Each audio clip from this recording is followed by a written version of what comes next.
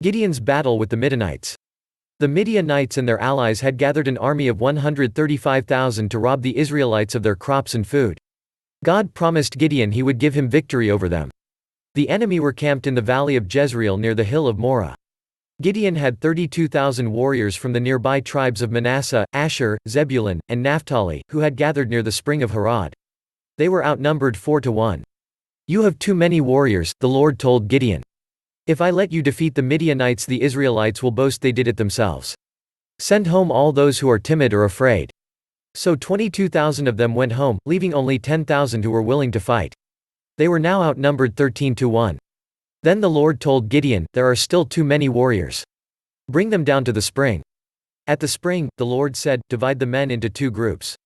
In one put all those who cup water in their hands and lap it up with their tongues like dogs. In the other group put all those who kneel down and drink with their mouths in the stream." Only 300 of the men drank from their hands. God told Gideon these 300 men would bring victory and the others should be sent home. They were now outnumbered 450-1. That night the Lord told Gideon, "If you are afraid to attack, go down to the camp with your servant Purah. Listen to what the Midianites are saying, and you will be greatly encouraged." Gideon and Purah crept up on the enemy just as a man was telling his companion about a dream. "In my dream a loaf of barley bread came tumbling down into the Midianite camp. It hit a tent, turned it over, and knocked it flat."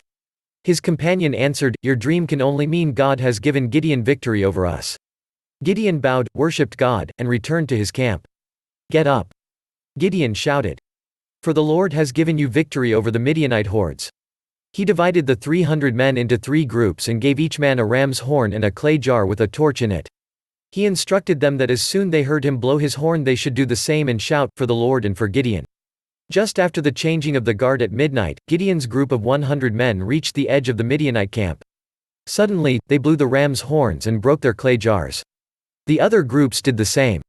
They held the blazing torches in their left hands, their horns in their right hands, and shouted, "A sword for the Lord and for Gideon."